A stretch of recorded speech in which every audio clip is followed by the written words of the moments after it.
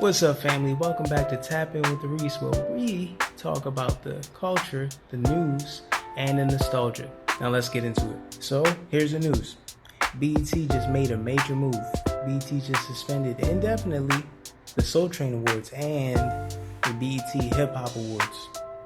But before you panic, BET CEO just announced that they will be back, but it may be in a new format.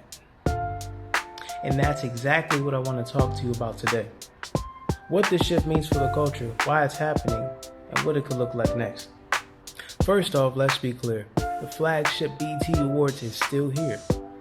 This year, June 9, 2025, we celebrated the 25th annual BET Awards. That's 2.5 decades of legendary moments and it's still running strong. But the Soul Train and the BET Hip Hop Awards, those have been cultural staples for years, and now they're on pause. BET says they're reimagining them, maybe for streaming, maybe for a digital-first rollout. It makes sense in today's media game, but it does change how we've experienced them for decades. Think back to those hip-hop awards nights, the cyphers that became viral before viral was even a thing. We had Kendrick Lamar's breakout verse, Nicki Minaj showing up and proving she was a problem in her early years, and the 2009 cypher with Most Def, Black Thoughts, and Eminem. That's hip-hop history right there. Those moments were more than performances, they were declarations. And then there's the BET Awards history itself. The first show, June 19th, 2001. Steve Harvey and Cedric the Entertainer hosting. The crowd, the energy, the jokes, unforgettable. Destiny's Child winning Best Female Group, which had women everywhere quoting Bills, Bills, Bills and Say My Name. Basically the 10 commandments of relationships before Instagram even existed. Then they followed with Survivor to show they can dominate back to back amid the group's changes. OutKast, Best Male Group. This was right after Stinkonia. Miss Jackson? It wasn't just a hit, it was a cultural moment. They proved the South could win big on a national stage while staying unapologetically themselves.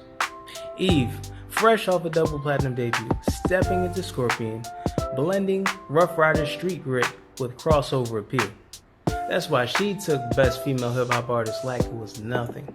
Jay-Z, in his Blueprint era, building Rockefeller into a dynasty, winning Best Male Hip Hop Artist was like watching a mogul's origin story happen in real time.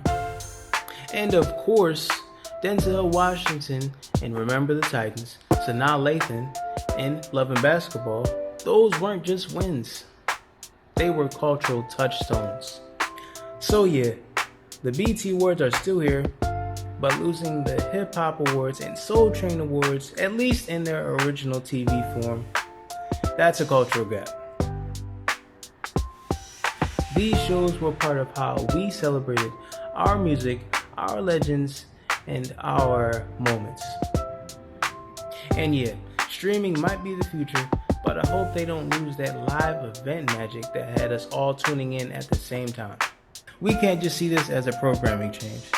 This is how we celebrate our culture, who controls the platform, and how the next generation gets to see Black excellence front and center. So I gotta ask, what's your favorite BET Awards, Soul Train Awards, or Hip Hop Awards moment? And how do you feel about them coming back in the new format? This is Tap In with Reese, where we break down the culture, the news, and the nostalgia. Hit that subscribe button, tap that bell, and let's keep this conversation going in the comments. And until next time, peace and power.